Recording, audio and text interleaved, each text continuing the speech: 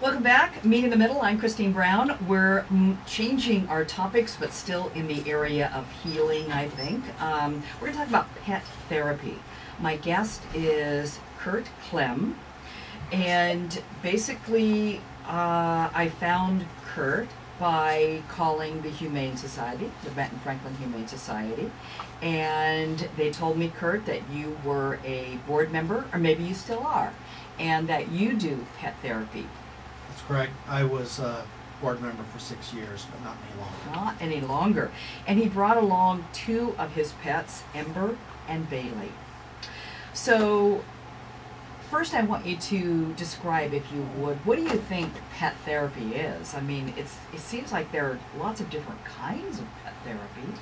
Well, there is. I mean, I've used my dogs in schools to help students who are maybe going through, like at WSU for finals week, where they're stressed out, and through the WSU nursing program. I've also been at high schools when kids are going through a testing period.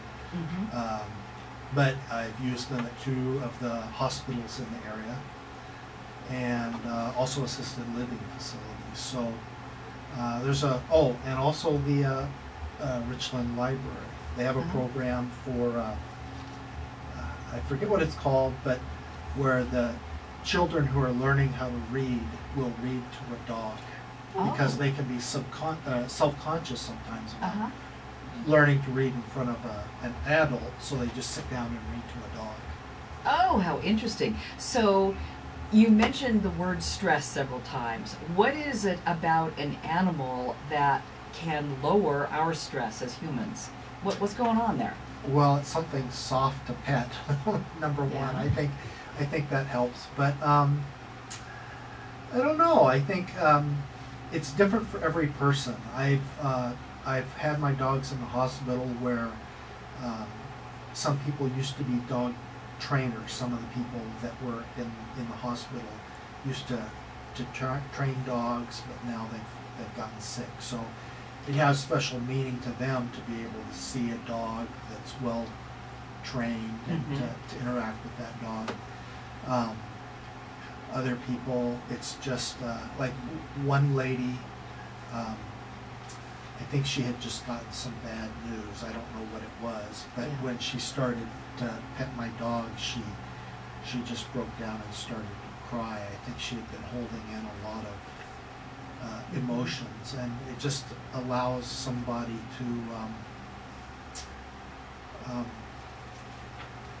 it just somehow allows their emotions to be a bit more free and come to the surface, petting with interacting with the dog. So let's say out at Washington State University, when it's finals time, what is the reaction from students? Virtually everyone is positive. It's not only the students, but it's the teachers or the professors as well. But they'll come up, and some of them might just pet for 15 seconds, and some might pet for 5 minutes. I think generally it's the women, the young ladies, that are drawn a bit more to the pets. The guys are kind of,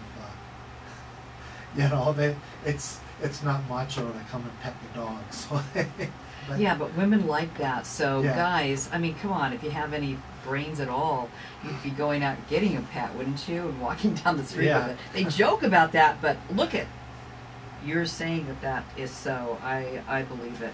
Women are attracted to men who are humble men. So, all right, what are opportunities in the Tri-Cities where other people can do some of the things that you are doing? Well, there is space at Catholic, I believe, and in Trios as well. I believe that Catholic only takes dogs that are certified is not the right word, but that's the word that I use, through Pet Partners.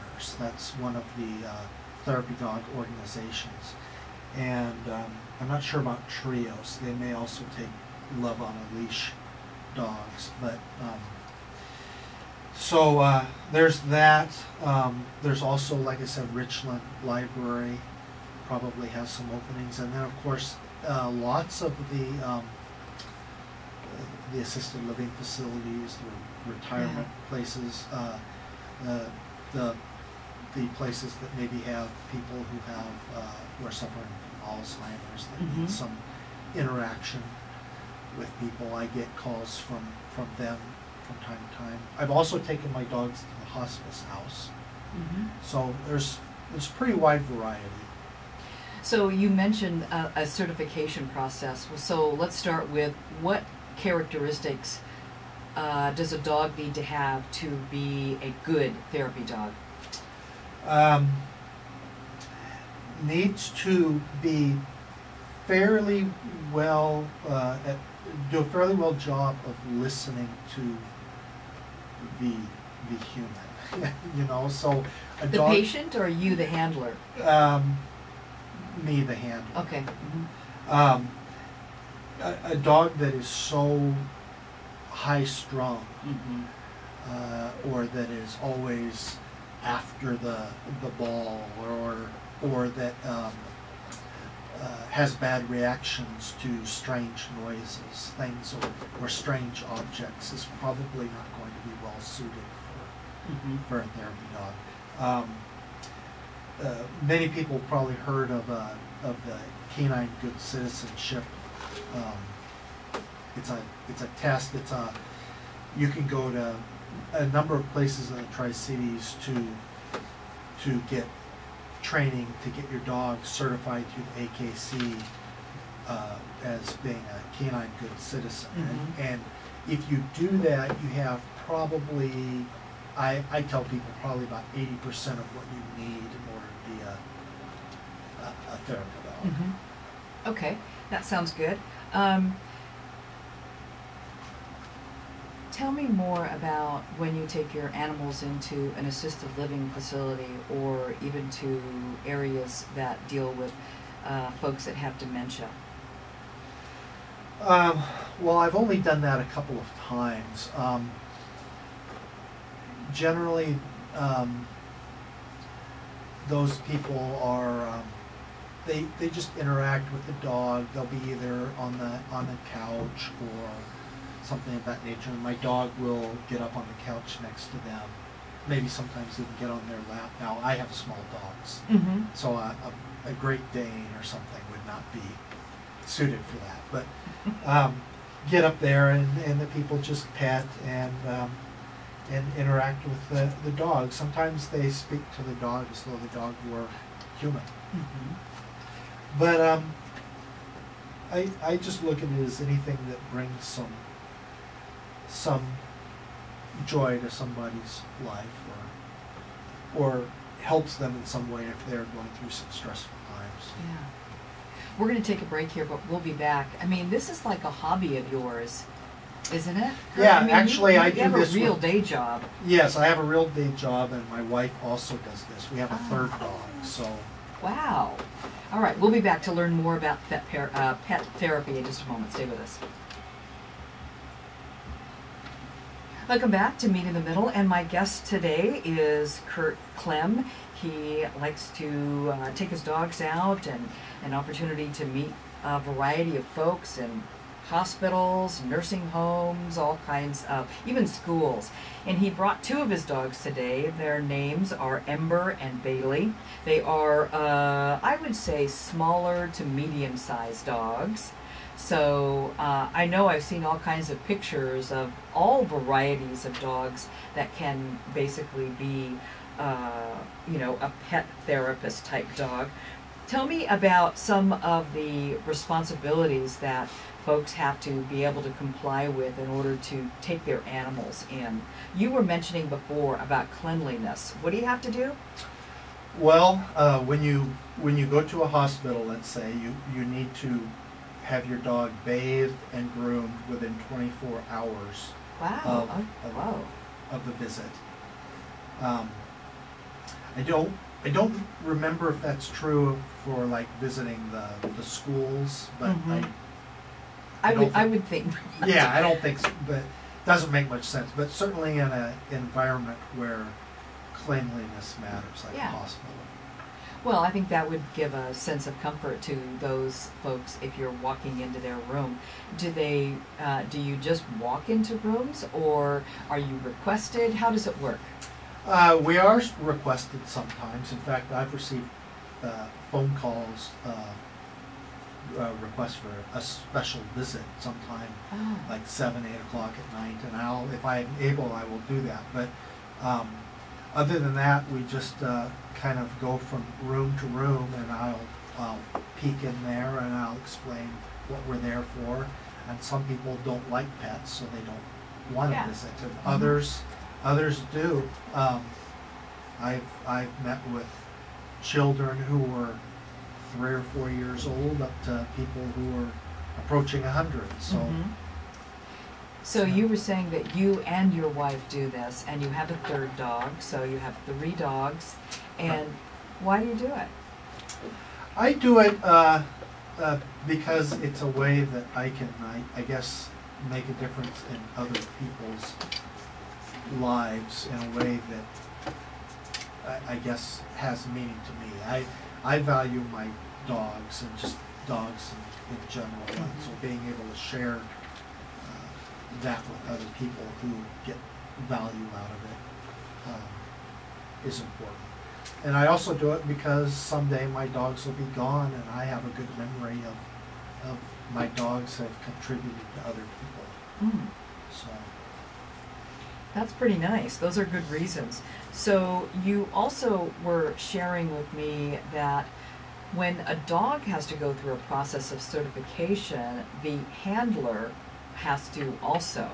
There are some things that are required of you as the handler in some settings, so not just your animal. What would some of those things be? well, at Pet Partners, there's about 24 different things that you Mm. get evaluated on, and it's the team. So it's the dog and the handler, and they would be things like patient confidentiality, knowing that you, whatever a patient might tell you in the hospital, you can't go and tell people outside the hospital. Mm. I mean, you might be able to say, well, I met somebody who had a stroke today, or whatever, but you can't give personal information Right. like that. The things about what they call gel in, gel out. When you go into the hospital room, you sanitize your hands when you go in and to a room, and when you come out, so that you don't take germs from one room to another. Mhm. So those are just 2 examples of things that the human has to know about. So it would not be legitimate, for example, for me to take your dogs somewhere. No, it's just when you get evaluated, at least through Pet Partners, it is just you and whichever dog that got tested. You're tested as a team. Mm-hmm. Okay. So, as Angie was telling us before she left here, our registered nurse here, that there are studies that show that animals help to lower blood pressure. So there's some significant medical reasons that this is such a great thing, and that, I mean, obviously that's why hospitals and assisted living and variety of programs like that are welcome to this kind of idea. Have you seen, tell me more about the things that you observe when you come into a setting with an animal. Well, I can remember there was one time in particular where there was a man at the hospital who had a stroke. He was recovering from the stroke. I mean, he had it just recently, and the nurses were trying to get him to use, I don't remember if it was right hand or left hand, but trying to get him to use that hand, and he was resistant. He wasn't willing to try. But when I brought the dog in, I believe it was Ember, she sat up on his bed, and he reached out with that hand and began to pet my dog and scratch her ears and things with that. So it was a way to encourage him to, it's kind of like self-therapy for the human who had the stroke. Yes, absolutely. Yeah. Okay, so if there are people, I've often talked to people who have said that they wanted to do this as kind of a hobby for them, and I think for some of the same reasons that you mentioned. What would be a good source to send them to? Would the Humane Society be a good source, or what would you recommend? Well, there's a number of organizations, U.S. organizations and also international. The two that I'm most familiar with are Pet Partners, and they can go to petpartners.org online. There's also loveonaleash.org online. And if they go to either of those sites online, they will be able to get information about the process, how to train their dog. Usually, like Pet Partners, it's an online course that you take. Okay. They do have in-person courses too, but we did the online one. And then there's a person locally who does the evaluations. And I will leave that person's name with you and contact information. Anyone who's interested could Look contact me up. Yes. Yeah. Okay. All right. So, do you have any appointments that you're doing over the holidays with your animals? Well, my wife and I usually do this together on Fridays. Unless we miss a Friday, then we do a Saturday. But Friday is Christmas, so we will probably do Saturday. And we pretty regularly go to Cadillac once a week. And then we do other places that make requests. So let's say that we have a assisted living or some other facility that might be listening to us today. Who is somebody that they can contact? Would it be the Humane Society? And to be able to put in a request, do we have any kind of a clearinghouse here, or does this just happen willy-nilly, as it were? Right now, it's a little bit willy-nilly. I will give you the name and an email address of a person. She gave me the permission to. Her name is Linda Dunn. Okay. And her email is therapet@aol.com. So Thera, Thera, pet @aol.com. And she's the person who tends to head up the pet therapy at both Cadillac and at Trios. Oh, okay. Linda Dunn. Okay. Yes. And Carrie Napier is the person I mentioned earlier that does the evaluations. But I don't have permission yet from her to put out her email address. So you just gave out her name. Yeah. All right. Good. Okay. Well, people can look those up. They can always get a hold of me, and I can get information to them. That's a one stop, I guess. Kirt, I want to thank you so much for coming in and bringing in Ember and Bailey to share with us. And your work is much appreciated here in the Tri-Cities. I'm quite certain of that. thank you. Have a good holiday. You too. We're back in a moment.